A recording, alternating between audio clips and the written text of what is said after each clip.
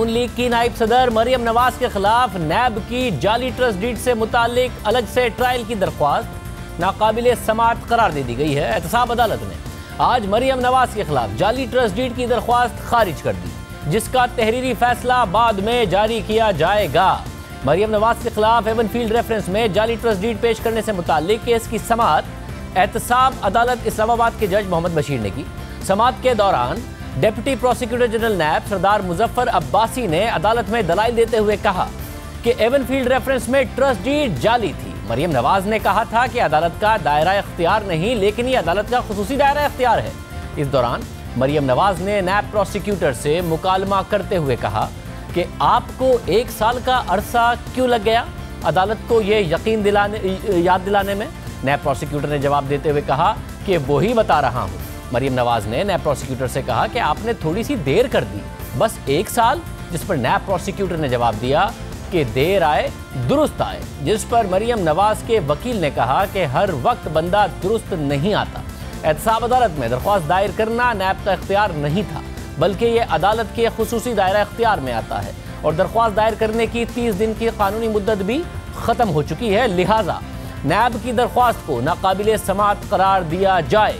एहतसाब अदालत ने फरीकैन के दलाइल सुनने के बाद मरियम नवाज के खिलाफ नैब की जानिब से दायर जाली ट्रस्ट डीड रेफरेंस की दरख्वास्त नाकाबिले समाअत करार देते हुए खारिज कर दी। दूसरी तरफ एहतसाब अदालत के बाहर कुछ सियासी बातें भी हुई, कुछ कारकुनों की गिरफ्तारियों की खबरें भी सामने आई। मरियम नवाज ने पेशी के मौके पर एहतजाज रिकॉर्ड करने के लिए सियाह रंग का लिबास भी पहन रखा था, जिस पर लिखा था कि नवाज शरीफ को रिहा करो।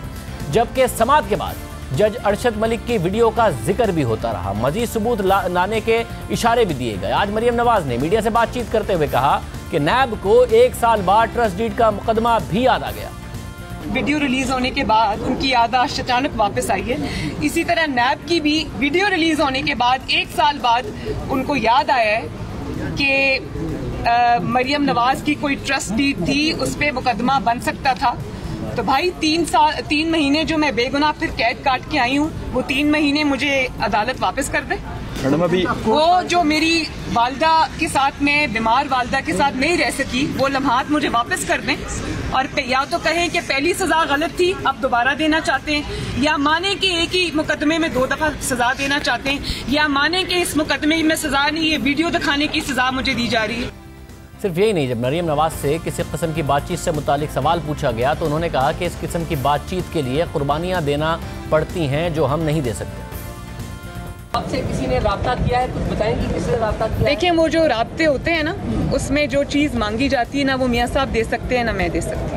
उसमें ये सिलेक्टेड आज़म की तरह अपनी असूलों की कुर्बानी देनी पड़ती है, अवाम की पीठ में छुरा घोंपना पड़ता है, जमहूरियत की पीठ में छुरा घोंपना पड़ता है, कोई कॉम्प्रोमाइज़ करने पड़ते हैं। और कॉम्प्रोमाइज़ ये होते हैं ना कि आपके मिनिस्टर यूँ निकल जाते हैं और आप उनका मुंह देखते रह जाते हैं। एक दिन 24 घंटे आपका मिनिस्टर नहीं टिकता और उसको निकाल दिया जाता है और आप मुंह देखते रहते हैं।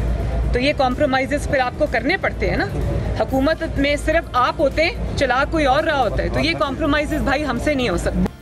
अब अहम बात यह है कि मरियम नवाज ने इस मामले पर तबसरा करते हुए कहा कि आपके वजीरों को एक दिन में हटा दिया जाता है, आप मुंह देखते रह जाते हैं। साथ में कहा कॉम्प्रोमाइज़ करने पड़ते हैं, कुर्बानियाँ देनी पड़ती हैं उसूलों की जो हम नहीं कर सकते। जब खुद उनके बराबर खड़े थे साबिक वजीर इत्तलात परवेज़ रशीद, जिन्हें नवाज शरीफ के दौर में ओहदे से हटा दिया गया था। और मरियम नवाज अपने एक इंटरव्यू में ये तस्लीम कर चुकी हैं कि नवाज शरीफ ने जो समझौते किए वो उन्हें नहीं करने चाहिए थे। एक तरफ आप फरमाती हैं कि वो नज़रियाती शख्स हैं, लेकिन आप ये भी कहती हैं कि पिछले 4.5 साल में उन्होंने बड़े समझौते किए जो उन्हें नहीं करने चाहिए।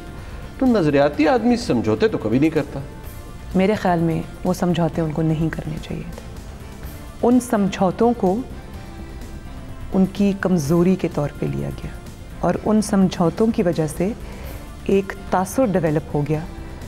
मियाँ साहब की जो हुब्बुल वतनी है, मियाँ साहब की जो सैक्रिफाइस करने की स्पिरिट है, उसको उन्होंने उनकी कमज़ोरी के तौर पे लिया। और I think he should have put his foot down.